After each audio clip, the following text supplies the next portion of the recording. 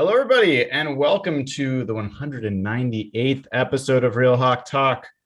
I am Brian Nemhauser at Hawk Blogger on Twitter, and you heard me right, 198. We will have 199 tomorrow night.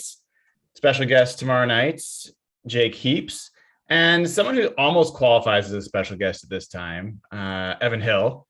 He's out and about, but we managed to nail him down for one show this week. We're looking forward to that. But this will be the third straight week in a row that we will have done two podcasts. So you are getting a ton of Real Hawk Talk Seahawks content. And it's a little odd that we're having all this content after like one of the worst seasons. And I don't know, I will talk with Dayna and talk with Jeff, but part of it is because I feel like this is one of those off seasons where there has to be change. Like they can't just do what they've been doing. That's my perspective. I think there's things that they can do and there's things that line up with what they need to do.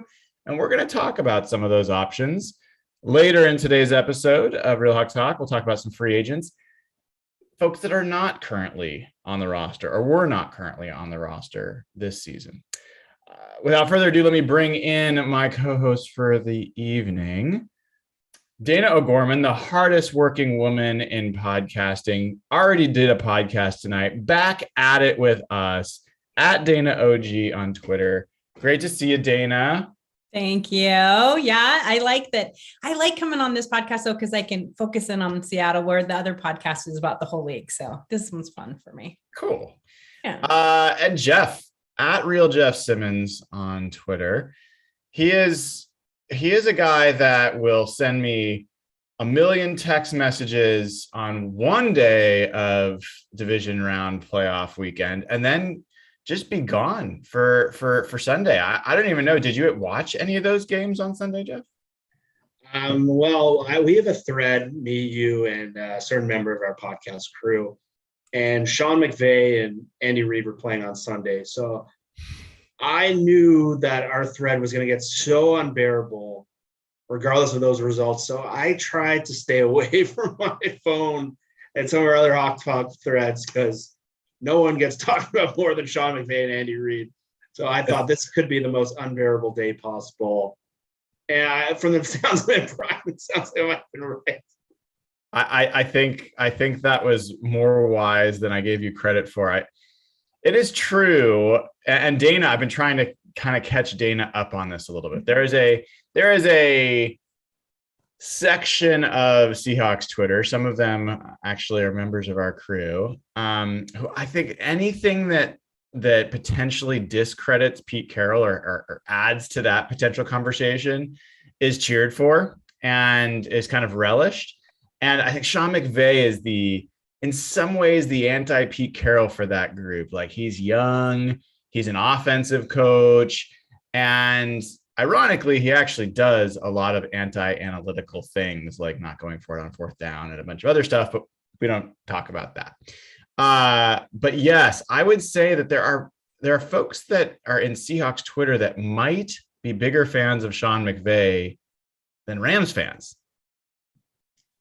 How do you feel about that, Dayna? You're absolutely right. And that was surprising to me. You know, last season, I didn't notice it as much. This season, especially in our chat, it was like, the hell? Oh, this is just about hating Pete Carroll. Okay, I get it. This has nothing to do with logic, has nothing to do, although they would argue that it's logical. But yeah, it is. It's very interesting to me that there are those people out there who seem obsessed with a rival's coach. It's like, so I just don't get it. Because really, Sean McVay and Pete Carroll, yeah, he's offensive coach, but they do a lot of things alike too. So I find it really interesting. I learned today, though, that some of these people were like, oh, Sean Payton to Seattle. I'm like, why? So you can hate him too? Like, it makes no sense to me at all. So it's like, I'm just going. Well, you and I are defensive. We are. Fans. There's a lot of folks that are offensive fans. So Sean Payton would fit in that offensive side. And anything that could potentially unlock Russell Wilson is obviously a sought after. But let's talk about the division weekend. Obviously, everyone's been talking about it. So we might as well do the same and share our takeaways. All the games were close. I would not say all of them were good games, but they were all close. Dayna, let's start with you. Like, what was, the big games that stuck out to you? Did you watch them all? I didn't get to watch all of every one of them, but I watched a chunk of at least, and then I watched both Sunday games. I think what was so striking to me was how defense minded the first one was, and how offensive the on Sunday was. Like, they were split down the middle. I was not really surprised at how San Francisco played, which wasn't well. I mean, we gave them credit; they won the game, but they didn't play well. But how lackadaisical and no energy, and how blasé the Packers played. I was floored by that. I couldn't believe what I was watching. It was like that team just did not care, which is not traditional for Green Bay. That really surprised me.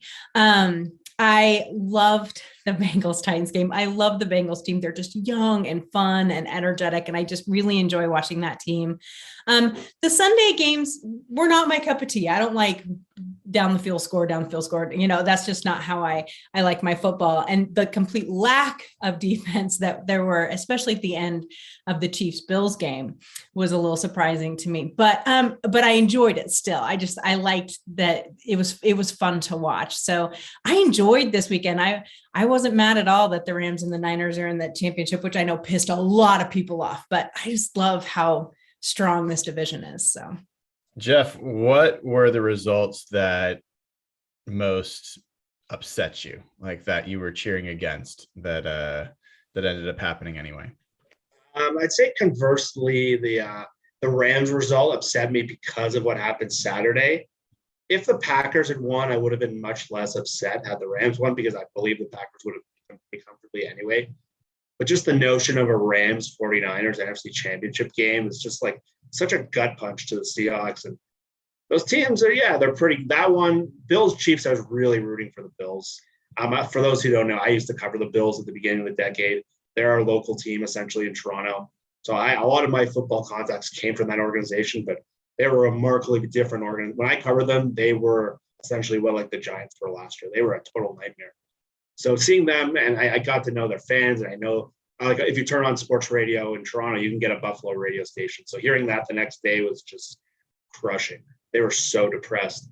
So I'd say the Rams won just because I don't often cheer for Tom Brady, but I did not want a Rams 49ers NFC championship game. But yeah, it was an interesting weekend. There was a lot of things that I took away from it. I'm sure you'll ask me about this after. But stuff that we've talked about, and a lot of like the narrative around the Seahawks, I just think is so wrong and so misleading. And I wrote about one of my tweets the other day. I'm not. This is a different question what you asked, but if you watch those, other than the last game, which was just an incredible quarterback display, every team that essentially won on Saturday and Sunday, and some of the teams that lost, even Green Bay, and you saw great defensive line play every single game. And something that Brian talks about a lot, and something I've learned a lot about, you saw players, blue chip players, in every single game take over the game.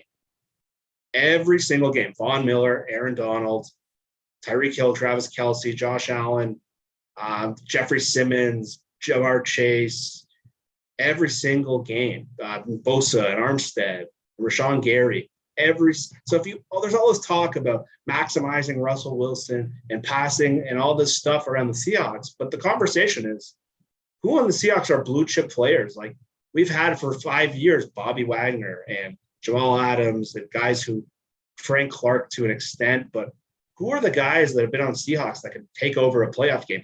We spent all this time beating on like Pete's game management and all this stuff, but time and time again, that's what wins these rounds. When the Seahawks were good, they had game records. Earl and Cam and Sherm, Cliff and Mike B, those guys were game records. As much as we love Bobby, he's a linebacker. They don't tend to take over games. Yeah. I letting you go because you were spinning a web there that was making a lot of sense to me. And as you were talking, I mean, one of my questions to both of you is, I mean, is there a chance that the coaching staff's actually been close to maximizing this roster for the last few years, where the storyline has generally been that the coaching staff's been underperforming performing relative to the talent on the roster. And most of that revolves around, hey, we have a franchise quarterback.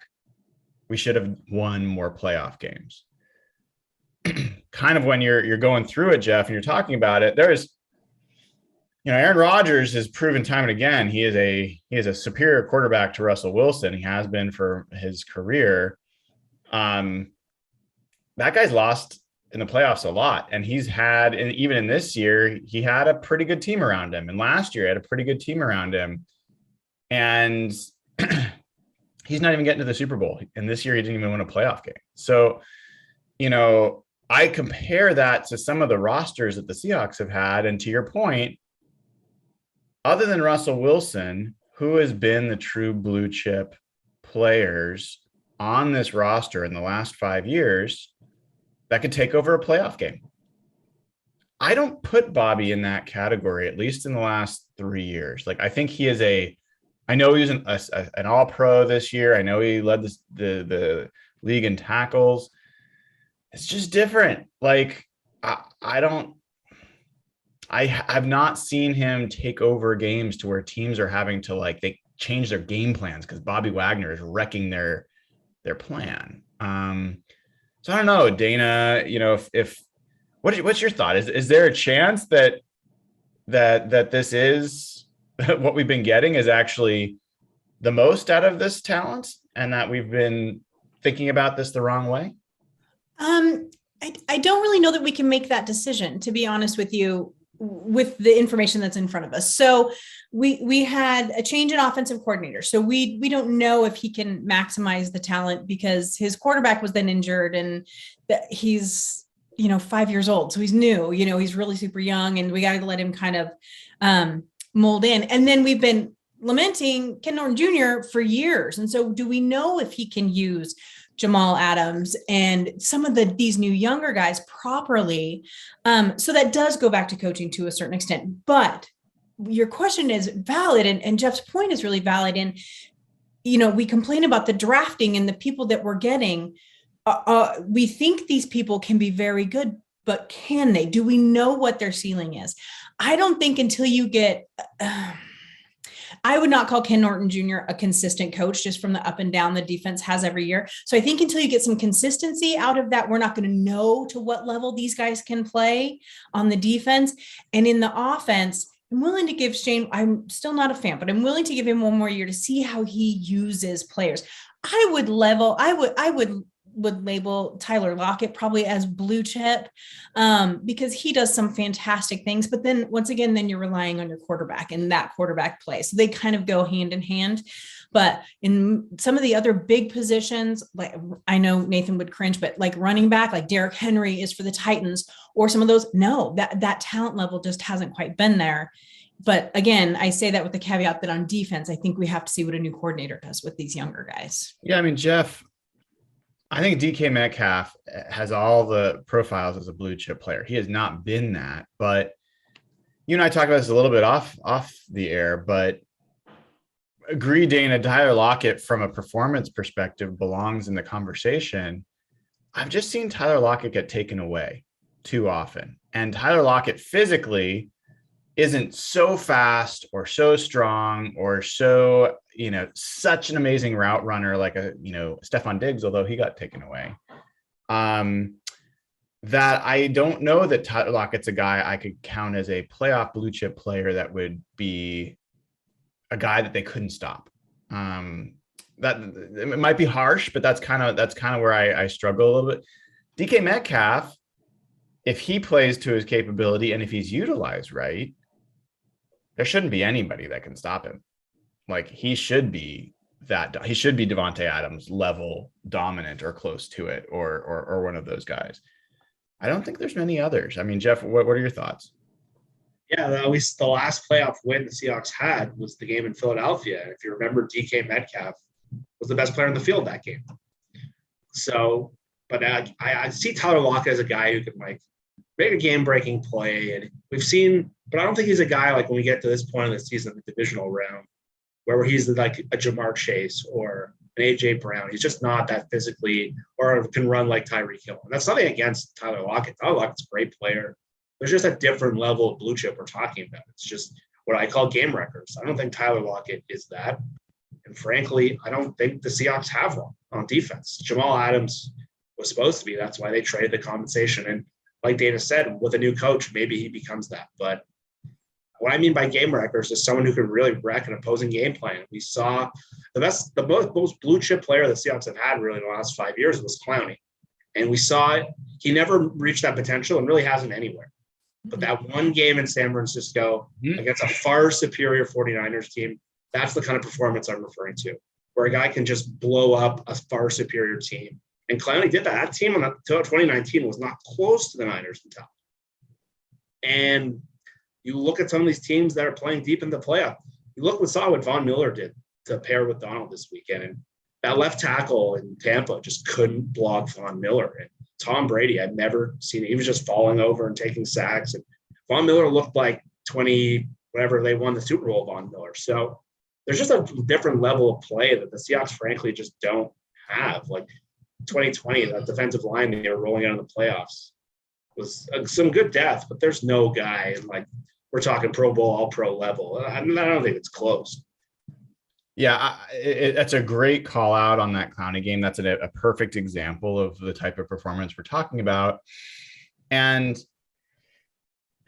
it actually reminds me that there is someone else who I think fits in that category or can fit in that category. And I'll just start by saying part of the characteristic here is someone that is so dominant, and dominant's a really important part of the word, to use there, that the opposing team has to adjust what they're doing to account for that player. And it changes what they were already planning to do. They're literally wrecking the game plan, right? They're so dominant that they're having to adjust to that dominance. Well, Jamal Adams hasn't been that for the Seahawks, but he certainly was acquired to be that. And last year he had 9.5 sacks, and everyone keeps talking about that. Like, why didn't he have 9 sacks this year or 6? I don't think Jamal Adams is going to be a 9.5 sack guy. I mean, that was a very extreme season. But the point I'm making here is that we heard Pete Carroll talk about in the press after this season, hey, why didn't he get rushed more? And he said, well, because they would just shift protection to that side. So he was just running into, too many blockers you couldn't do anything about. That actually is an indication that he is potentially a blue chip kind of player. If you command that kind of attention from the opposition, that gives you opportunity. It should free up other players to do other things. It should allow you to do interesting things with him that does cause the offense concern. And so I think we get so much wrapped around like what was spent to get him and why he's not the perfect safety and whether he's a linebacker. I don't give a shit about any of that. He is an excellent football player. Like his ceiling is a blue chip football player. And so that's frustrating. That's the part that's frustrating is we're not getting that. And I think that's where, we've talked about the defensive coordinators coming in here. They have to tap into that because he is one of the guys on the roster that could be that kind of player in the playoffs.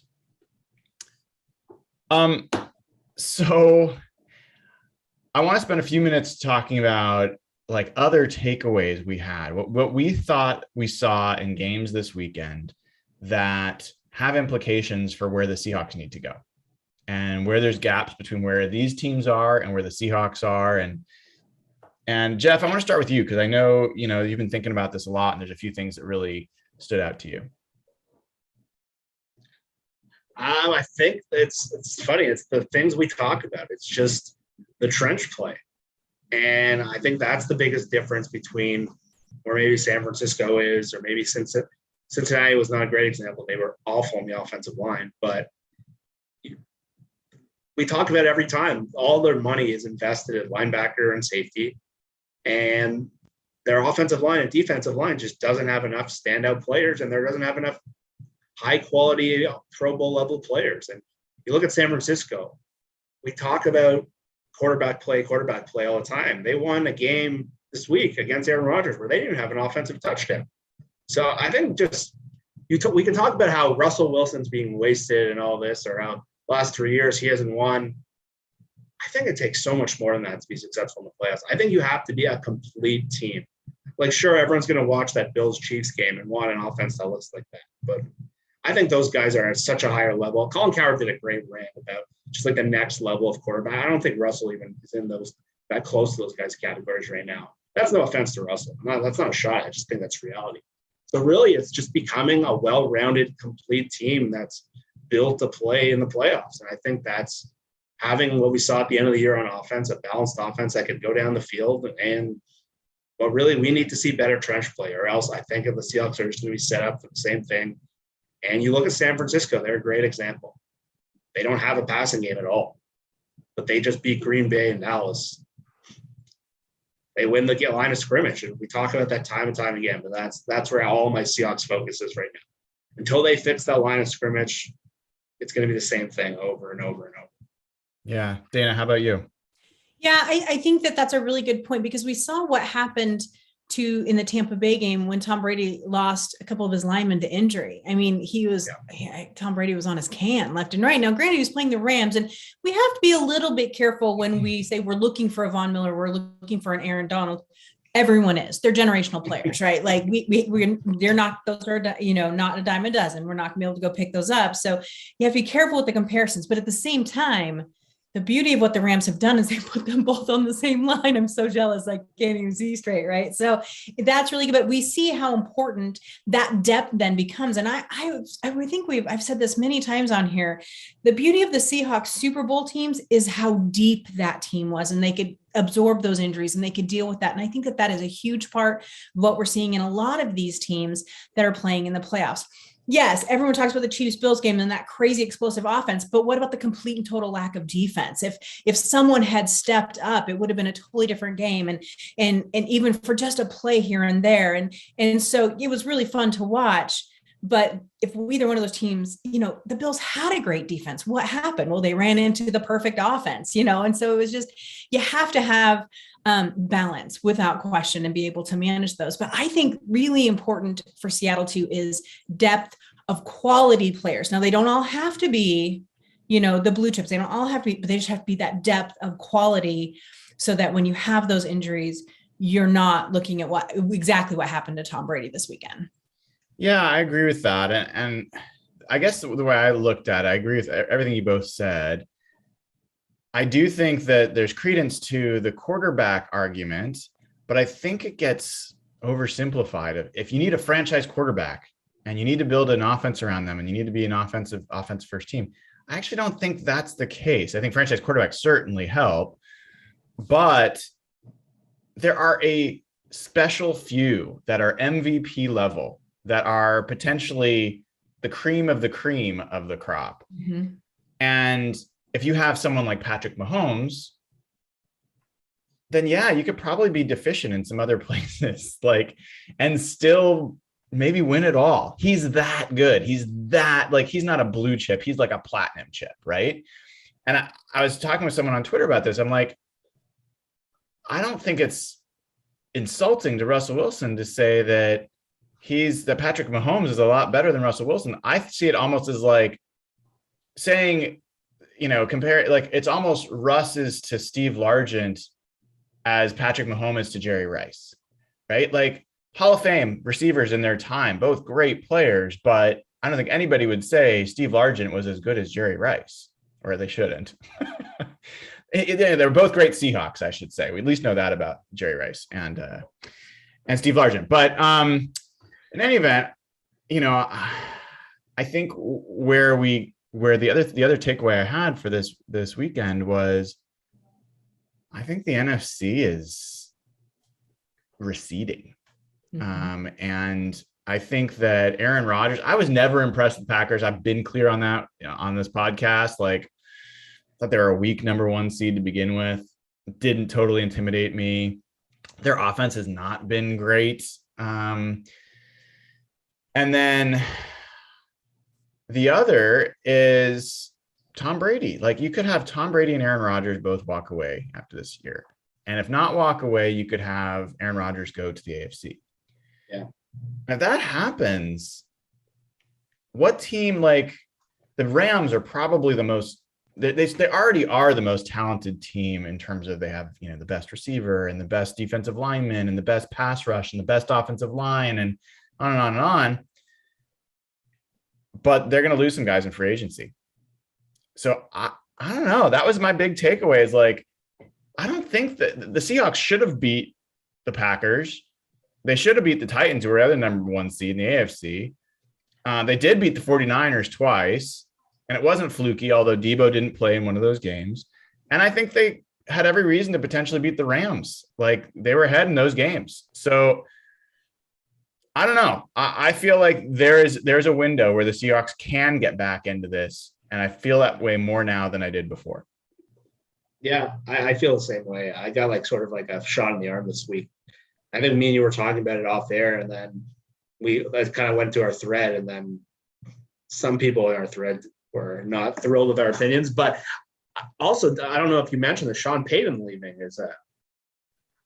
that's another big one where I don't know if the Saints' long-term outlook was quite good, but he's just had that team running for years. But yeah, I think really you look at the conference as a whole, it's pretty weak right now. There's not all the young quarterbacks, and this is the point I made, all the young quarterbacks and all really the star quarterbacks. And Dayna made this point to us, it's cyclical. Like when we were in 2013, you had Breeze and Rodgers, and then you got Brady. Now you have Burrow, Mahomes, Allen, Herbert, Lamar Jackson, all in one conference. Who are the young quarterbacks in the NFC? It's Justin Fields and with Dak, who's sort of Dak's talk about teams who haven't won a playoff game. Dak hasn't won a lot of playoff games.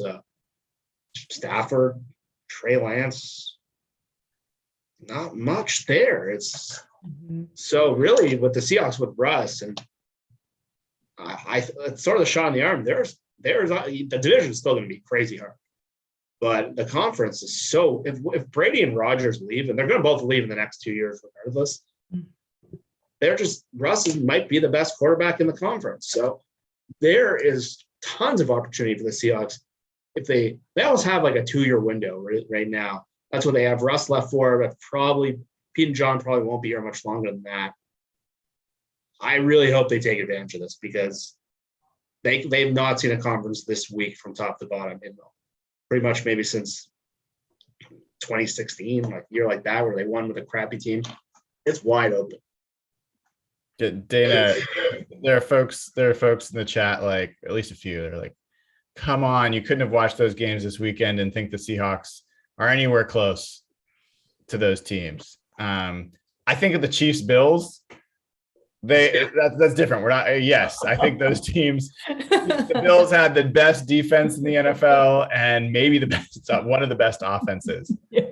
Right. And if that game was in Buffalo, if they hadn't had that crazy game against New England at home where they ran like 3 pass plays the whole time, like they might have been hosting, and who knows. But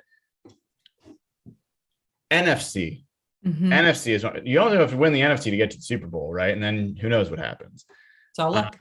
Yeah. Do you see a huge gap between the Seahawks and the NFC teams? Well, this is where I get in trouble sometimes because this is when I come to defend the NFC West as the best division in football. And then I get all these, not a lot. There's a small handful of people that are like, you cannot like the other teams in our division. Actually, I can like them for what they do for the division. I love this division. And one of the best things about this division is they have to play each other and they're all so good. I said, iron sharpens iron. This guy ripped me apart. But here's the thing. Oh, he did. He was like, I was not a true fan. I got the true fan line. I got that. Oh gosh. But yeah. So, but the thing of it is that the reason why Seattle does have a pretty, I don't want to say strong foothold, but is still in the mix is because of who they have to play. And yes, this season was terrible. None of us are saying it wasn't, but with proper use of the talent that they have and with Russ's talent, for the Russ haters out there, they're not going to like that. You are in the NFC still completely in the mix, and you're only better because of the division you play in. I truly, truly believe that. You look at some of these other teams when they play each other in these other divisions and they play down to their opponents. Like they will, how many people did the Texans beat this year? It's like, why? They shouldn't have beaten anybody, but these teams get a little, I don't want to say lazy. That's the bad word, but they just get a little lackadaisical. I will tell you, in the NFC West, you do not have that luxury. And that is the nice thing about this division, is that they have to play strong all the time.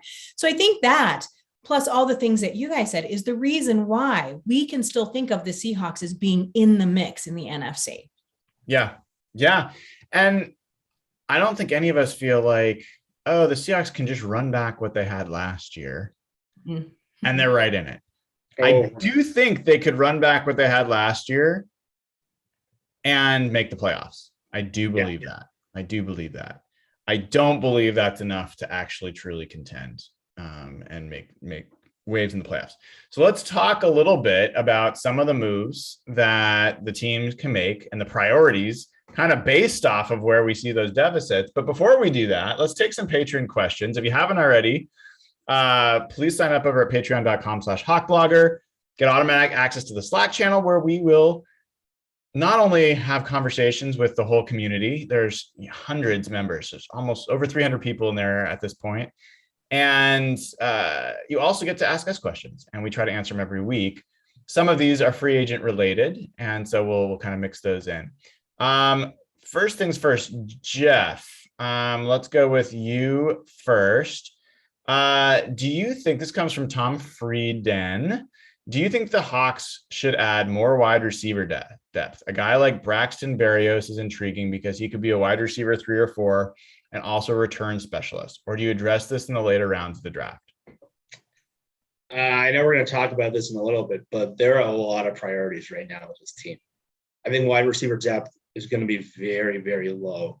I think they have to deal with that's sort of like they're like a car with a really good, like it's flashy, it's nice, but they don't have a great engine. They're like a luxury car with a bad engine. That's how I would describe the Seahawks roster. So receiver depth, Braxton Berrios, and I talked about this last year when I watched the 2020 Seahawks.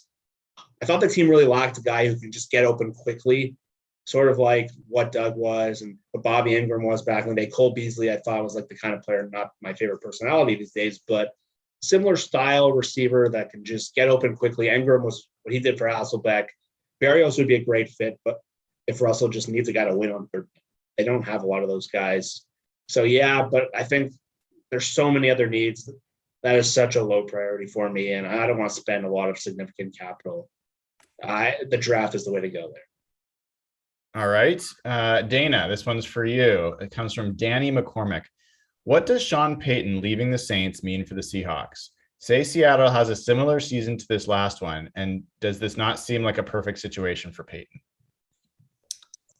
It depends on what he wants. I mean, I don't think any of us really knows what he wants. I don't think he's interested in rebuilding from the ground up on a team, but you never know. I mean, that's really exciting for some coaches that they want to go in with a brand new baby quarterback and start from scratch.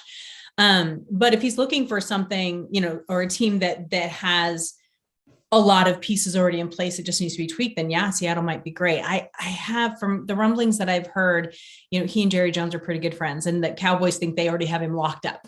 So I will see kind of how that goes, but I could see where maybe he would be interested if that's the path that he's looking for. It just kind of depends. Yeah, definitely will be a popular choice. I think. Yeah, Jeff and others have talked about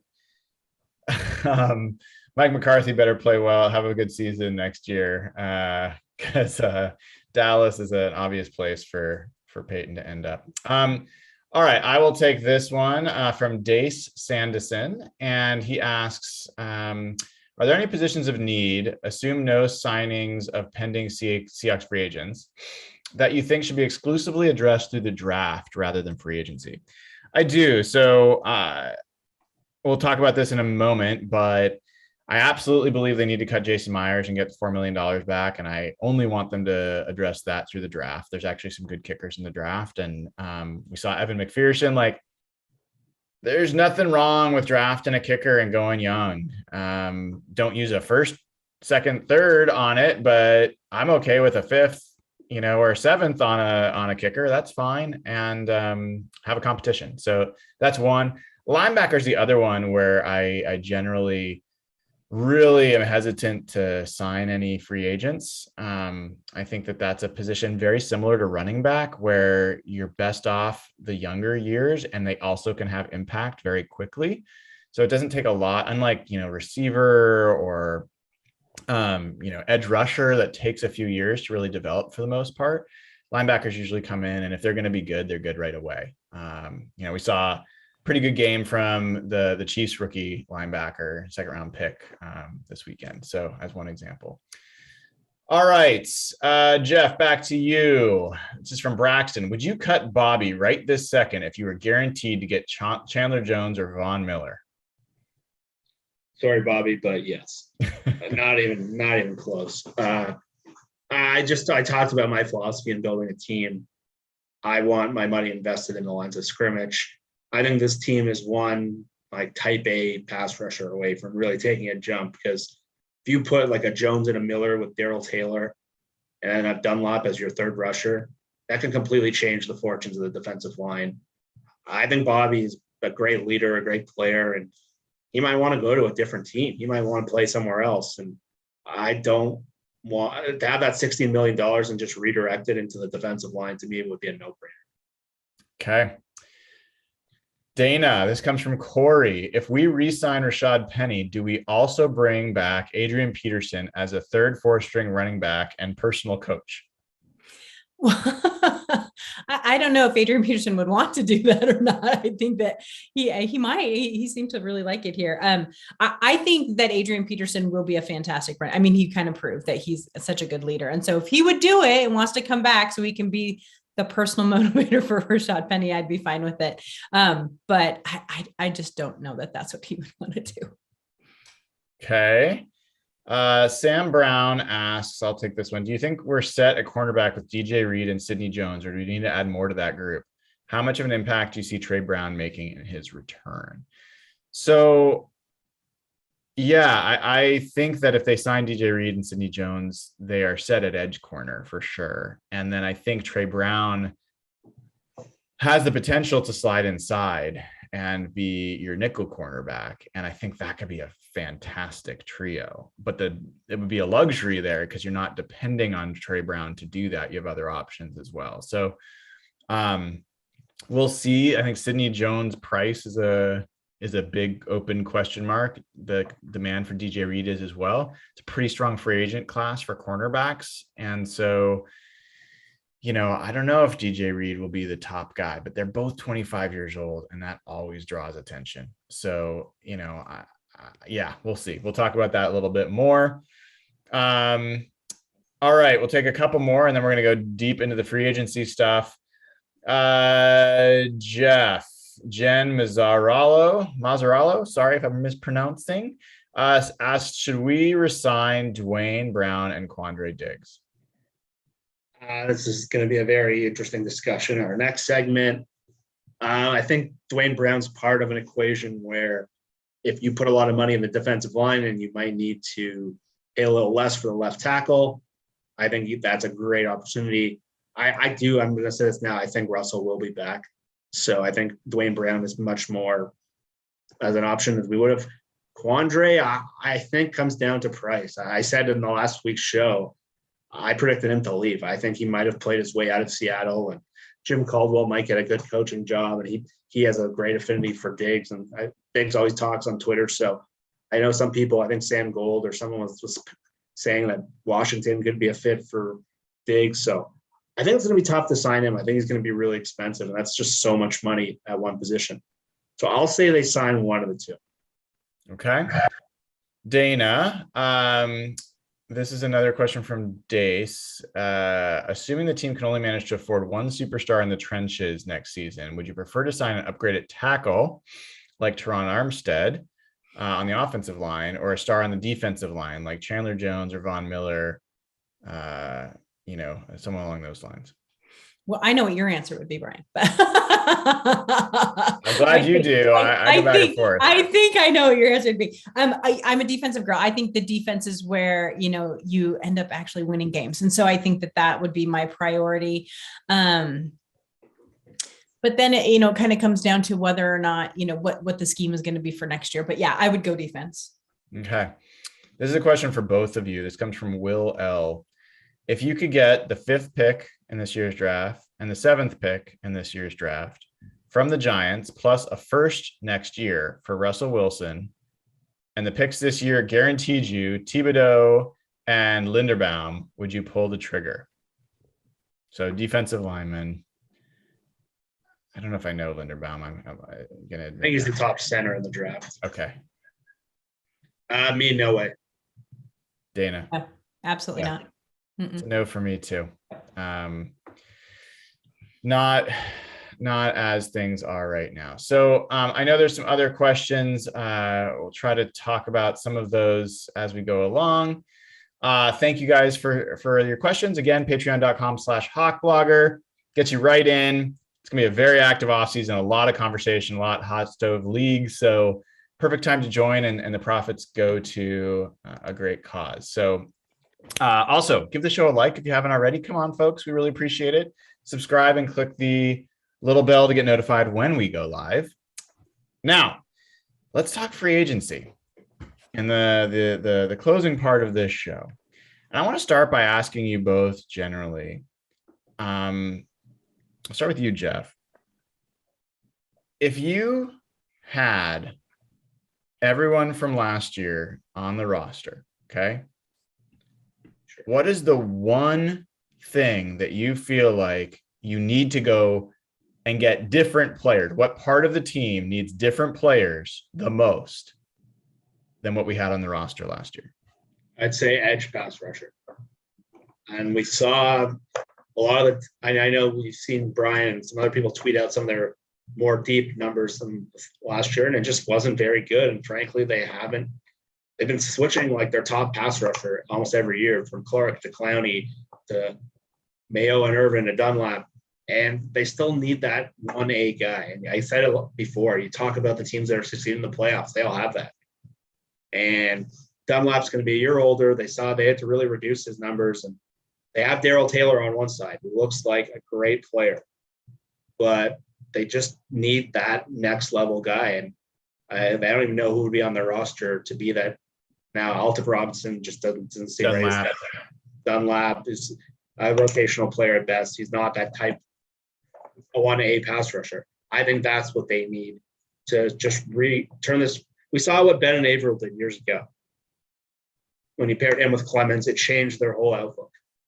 And that's sort of where their line was in 2012. I think that's a great comparison to where this line is now. Do you agree, Dayna? Or is there a different part of the roster you feel like needed a bigger upgrade? No, that I don't think. I mean, there are definitely other priorities that have to be looked at. I think that center is important. I think that there's definitely other places. But the thing of it is with this defensive line that drove me crazy this year was it wasn't scary. That line didn't scare anybody. Like nobody was worried about going up against Seattle, and they would just wiggle their way down the field. And then a lot of times they would have like a goal line stand, but they always got that. There was no fear there. And I missed that. He said Chris Clemens. I'm like, oh, my heart automatically is like, I just missed that type of football. But you guys have to remember, I love 80s Raider football. Like I like mean in the trenches, like knocking people down kind of football. It's my favorite kind. The finesse, it's not my deal. So I really feel like within this, they have some good young guys, but they just need those guys that bring the fear on the edge. I think it's so important. Yeah, so we're all in agreement. And this is the reason I asked is because I've been kind of, mulling this over back and forth. And I've been pretty consistent. I think offensive line should be the priority. And I think that you really build out a solid offensive line and a lot of things come together. I think we saw the impact of good line play on the offense in the last 5 games and what that meant for the overall team, right? I think if you have an offensive line that's clearing holes for a guy like Rashad Penny to be a featured back and be that, not necessarily as productive, but, top of the league level, top 3 league level productive, which I don't think is crazy. I know a lot of people are like, God, it's crazy. I don't think that's crazy. I think that the whole team can kind of start to fit together. But here's the thing. They were getting that with the guys they had. And I think that they can upgrade and will upgrade. But knowing that, I feel like the defensive line is like it's just clear as day that's the thing that you just cannot run back. Like it's got to be wildly different. So I think with that in mind, let's talk about edge rushers, who your preferences are and why. And I'll list a few that were in the article. People haven't gone to hawkblogger.com. I wrote a free agency primer with top free agent options for the Seahawks at pretty much every position of need. Also go into the cap situation and, you know, why there's little less cap room than people realize, but where there's some players we can cut to gain some cap room back. So the guys I've got listed at edge rusher, Chandler Jones, his expected average per year, 17 million, guaranteed 24 million. Von Miller, 17 million, same. He's expected 25 million guaranteed, so a little bit more. Chandler Jones is 31, Von Miller is 32. I put Zadarius Smith, who I think is a likely cut from the Packers based on their cap situation and depending on what happens with Aaron Rodgers. Danielle Hunter is a possible. I would say less than 50% chance, but it's probably a 30% chance. There is a real chance he would be a $15 million cap savings for them, and the Vikings need space. Those are the four guys I see as alpha pass rushers. If you guys have someone else you'd add to that list, feel free. The other guys I have listed that are not alpha: Randy Gregory, Preston Smith, who I think will be potentially cut from the Packers, Jerry Hughes from the Bills, Jason Pierre-Paul, Jadeveon Clowney, and Hassan Reddick are some guys. Harold Landry is another name that would be out there. It's not on the list, but so there's a lot of interesting pass rushers.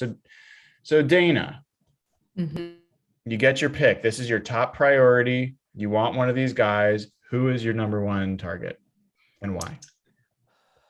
Isn't it funny? I thought Von Miller was older than 32.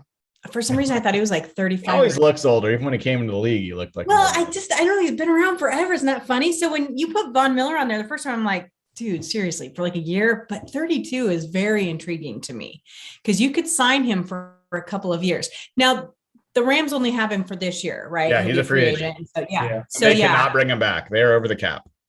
Oh my God, so over the cap. It's crazy. Von Miller to me is very intriguing. First of all, the name recognition, people would love that. Fans would love that. They would like him there. I would take any of your four. Let me your top four without question. But I think if I could pick one, it probably would be Miller. Just for his consistency level. I don't expect a huge drop off from him. Jeff? Yeah, I'd say like even 2 weeks ago, I would have said Chandler Jones, and he's still very high on my list. I think he does a great thing. He would take away a player from a guy who beats up Russell Wilson. He plays for a division rival. But watching Von Miller the last couple of weeks where he's gone healthy, he's just looked like I watched Chandler play the Rams last week, and I watched Miller play the Bucs, and their impact wasn't even comparable. Miller just was the best without Donald and Stafford and Cup. Miller was the best player in the field.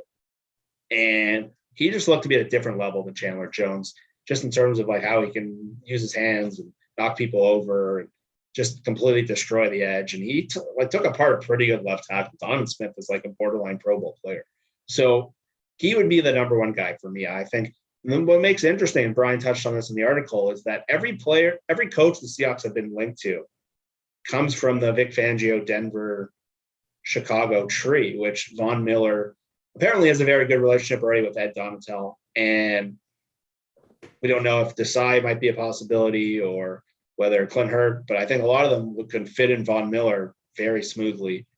Obviously, Chandler Jones would be great. Zadarius Smith would be great for what Dayna was talking about, just like a physical. If you have him and Darrell Taylor on your edges, that would be a really powerful, strong line. But Von Miller for me, I don't know if you can pry him out of LA, but he's number one by far. Yeah, I think Miller and Jones do stand out, no doubt about it. I could be swayed either way. I think Chandler Jones has taken over more games in the last few years than Von Miller has. Von Miller maybe just wasn't that as motivated because now that he sees the potential for a ring, he does seem like the Von Miller. He's got the same bend. I saw the same thing you saw, Jeff. He was dominant. And he's a pretty good fit for what the Seahawks seem like they're trying to do. So I would not be sad to see Von Miller. I think Chandler Jones has been a game wrecker, and love to see him come. The other thing that people don't know about Von Miller and might not know is he's an excellent run defender. Everyone knows about his pass rushing, but he's an amazing run defender.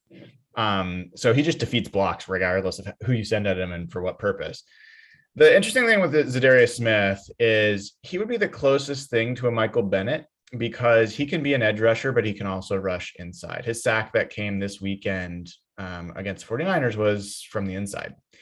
And so knowing that you've got a Dunlap and a Taylor, it could be interesting to have a guy that, like Bennett used to do, might rush from the edge on base downs and then slide inside on nickel, and you have your two speedy edge rushers on the other side. So like that's interesting if he's a guy. He also has just had some injury issues. So, but I think you've got to get at least one of those guys, one of the, not just the top four, that'd be ideal, but I think you've got to get a clear edge pass rusher. Before I move off the edge list and talk about the interior rushers more specifically, are there any of those other guys that I mentioned? I'll go over them again. Randy Gregory, Preston Smith, Jerry Hughes, Jason Pierre-Paul, Jadeveon Clowney, Hassan Reddick, or Harold Landry that are appealing to you guys, not as the only guy you get, but as potentially interesting options? Can you tell me a little bit more about Reddick? I don't think I know a ton about him. Yeah, so he used to be on the Cardinals, and well, I know his name, but I just don't know a lot about him. Yeah, he's a bit of an undersized pass rusher, so he's not an every down kind of guy necessarily, and he has to fit a certain scheme. But he has become a far more productive pass rusher over the last couple of years. And so, he's still pretty young. I'm trying to look at his age. He is 27. But yeah, he had 11 sacks this year. He had 12 and a half sacks last year. Yeah. Nice. I'd say the name for me out of that group would be Harold Landry. And if you remember back in the day, Brian, 2018, I remember a mock draft for Hawk Blogger. I gave the Seahawks Harold Landry, and they did not listen. Landry kind of reminds me of Cliff Averill. He was like a kind of an undersized guy, more of a speed rusher. Took a bit to develop, and then the last couple of years, he's really taken off. So Averill's career, so where when he hit free agency, there was a lot of people who were skeptical whether when he left, like Ndamukong Suh, whether he could do it on his own. Landry is with Jeff Simmons, great name, and Bud Dupree, and a few of the other guys. So he's emerged the last 2 years. So he could be a pretty good guy where you're buying an ascending player for like a secondary price compared to the other guys. He would be my guy if you can't get a top tier because you're getting him at a good age, and he might not cost the same as Vaughn or Chandler. Yeah. I think Preston Smith is also really interesting. He might be pretty expensive as well, but he's been very productive for the Packers of late. So let's talk about interior rushers. So not quite the blue chip level that you have coming available for edge rushers, but there are some interesting names. And Akeem Hicks is someone on the Bears, expected about $8.5 million a year, $12.5 million guaranteed. Grady Jarrett's a name I'm going to throw out there. The Falcons are over the cap. Jarrett is on the last year of his deal. He's 29 years old, and the Falcons would save $16.5 million if they moved him. I could see the Seahawks trying to make a deal to get the last year of Grady Jarrett. So that's why I have him on that list. David Onyemata from the Saints, as everyone now knows, I was talking about an article the other day, but $74 million over the cap. They got to cut everybody. And they don't have like a $16 million guy to cut in the cap. Like they're kind of, I don't know how they're going to do it, to be honest. They're going to have to trade guys. Yeah. Mm-hmm. Yeah. So, by the way, there is one other edge guy that I did mention. I haven't put him in the list, but Cam Jordan. So Cam Jordan doesn't, the way his contract works, they would actually not gain much in cap space if they traded him before June 1st, but they would save like $15 million in cap room if they traded him after June 1st. if I'm the Seahawks, I am 100% talking to them about Cam Jordan getting that contract. Like, he's a dominant edge rusher. So I'd put him right up there with Miller and Chandler Jones. I don't know if you guys agree with that, but that's I see him in that class. Cam Jordan's one of my favorite players. So I love that. Me too. Love that guy's a wrecker. Yeah, I love that guy. Interior rushers. Akeem Hicks, Grady Jarrett, David Onyemata, who I was just getting to, Saints, interior rusher, young guy, still is 29. He has been a very productive rusher for them. I think they're going to cut him. He would save them $4 million in the cap. Calais Campbell's an interesting name. Expected to get a one-year deal around $8 million. DJ Jones from the 49ers, another young 27-year-old, expected to get $9 million, maybe $15.5 million guaranteed. Then you can kind of put Sebastian Joseph Day in the similar category as DJ Jones, but he's had a little less proven, but he's expected to get more money, $10 million, $17.5 million guaranteed. So there's Michael Pierce, who I think will get cut potentially from the Vikings, would save them some money, and Linval Joseph. They're more like hefty run stuffing guys that have pass rush capability, but I wouldn't put them as like primary interior rushers. So that's a list. Jeff, you talked about Von Miller and why that fit with the Fangio defense makes sense. You get Von Miller and Akeem Hicks, you kind of are getting guys from the inside and the outside that have played in that kind of defense. Oh man, I'm so in on Akeem Hicks. From my understanding, the Seahawks have been fans of him for a while. He was a guy that was part of the Russell Wilson proposal, from what I understand, last year from the Bears. And even before, when he went from New Orleans to Chicago, I believe the Seahawks were sniffing around him back in the day. So even when you combine that with they're probably bringing in someone with the Bears kind of defense, I'm a huge fan of Akeem Hicks. I think that would be a home run signing. I think that should be their number one interior target. I think he fits in a lot of ways. He can be an interior. He's a guy who just blows up plays. And really, they have Poona Ford, who does that at times. Al Woods, we saw what he did this year. Hicks is just a better version of both of them. And I think if you can bring him and Miller in, who've played in that Chicago scheme, the Fangio scheme, and been successful, to me, that's a no-brainer move. He's a little older, which might bring down his price. Coincidentally, he was a little banged up this year, but when he plays, he's just a dominant force. And you saw at times this year on a team that frankly wasn't that good. And you saw what him and Robert Quinn could do together this year. So I'm all in on Akeem Hicks. That would be, for me, my dream interior signing. So interesting, Dayna. I went into this article when I was writing it with the same opinion as Jeff. Hicks has been kind of falling off a little bit. His performance hasn't been quite as good. Did have some injuries this year. I would not be sad at all. I'd be very excited if they sign him for all the reasons Jeff said. But the name that really jumped off the page for me was Grady Jarrett. This is a guy that's been an all-pro level interior lineman. He did have his worst season this year, but the Falcons were awful. Sorry, I've got something in my eye. He's 29, last year of his deal. This is a guy, if you can get someone like him and you pair him with someone on the edge, now you're talking about a dominant, not just like an upgrade. You're talking about a problem for any team you're facing. So I am all in on having conversations on what would need to be traded. Now, people will say, like, sure, I don't even think this is realistic, but Bobby Wagner and Grady Jarrett switch teams, probably not. But there might be some options for trades there, and the Seahawks have been known to make trades for defensive linemen over the years. So that's the guy for me. I don't know. There's a couple others that I'll call out, but what about for you? Who are some of the names that stand out? I was kind of with Jeff on the Akeem Hicks thing. I think that would be like such a good pickup. Because I was thinking more free agent. But yeah, I mean, Grady Jarrett wouldn't be terrible. Honestly, any of them is freaking better than what we have. I will say this, Calais Campbell is the biggest human I have ever seen in my entire life. I am not a small girl, and I felt microscopic standing next to him. And so I love his size, and I love his leadership. I don't love his age. I don't love the miles on his body, but he's still fantastic. He's still great. So I think I would prefer to go with one of those younger guys for sure. But I was kind of with Jeff, and when we were talking about setting up for the show, that Hicks kind of would be my favorite, but you can't really go wrong.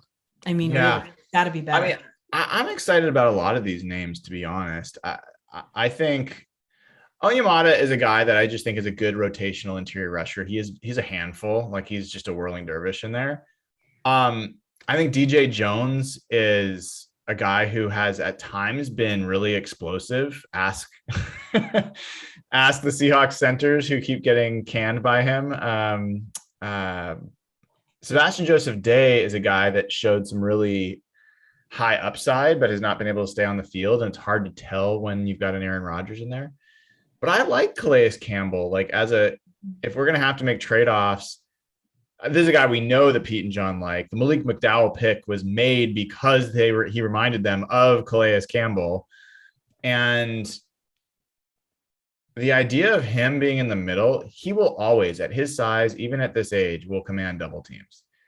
And if you could have him and you had a Von Miller on the outside and you potentially still had Carlos Dunlap and Darrell Taylor, you still are giving offenses a lot to think about. So I think a lot of these guys are interesting, and I don't think they're unrealistic for the Seahawks. It's just going to mean some trade-offs elsewhere. But we have so many weeks to talk about all the other positions, which we will continue to do in future episodes.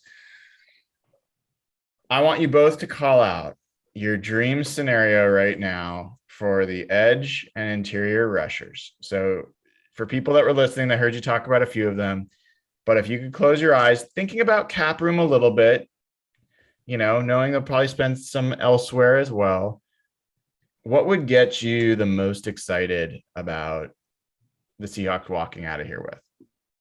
Jeff, let's start with you. Some combination.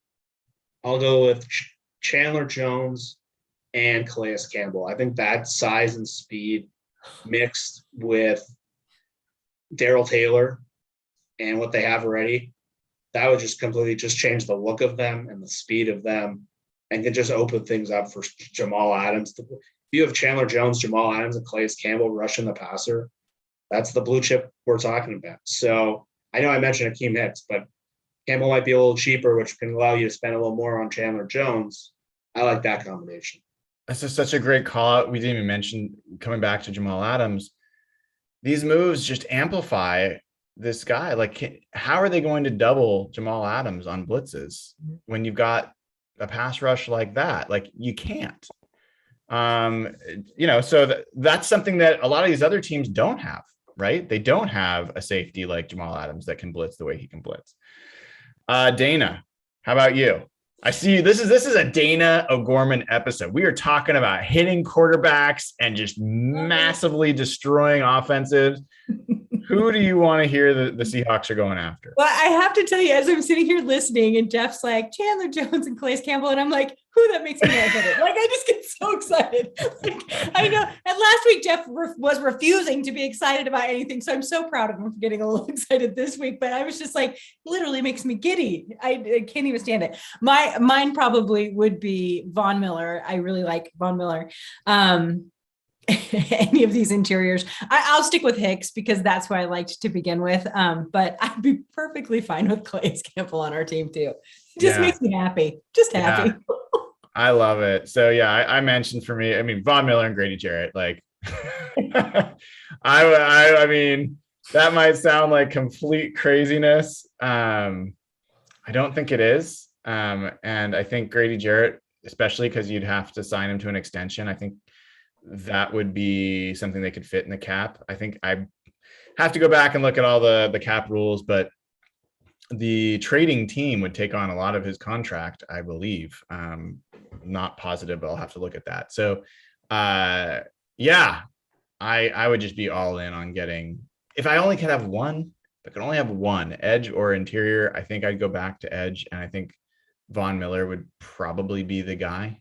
if I could only have one. But man, this is the type of conversation we're going to have, and that we hope that the Seahawks are going to have. And I know there's a lot of folks that are super skeptical. The Seahawks don't do this. They don't spend in free agency. They don't go after day one guys.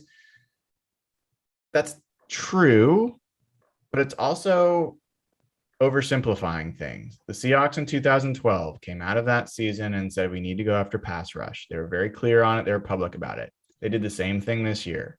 What did they do that year?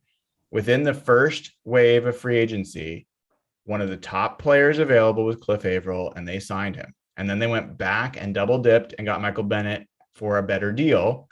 I don't think they're going to get the same level of deal they got with either of those players, but I think it is realistic that this team and this front office will prioritize pass rush enough to get a day one or wave one rusher. And I think they will try to get two. One edge, one interior. I believe that's going to happen.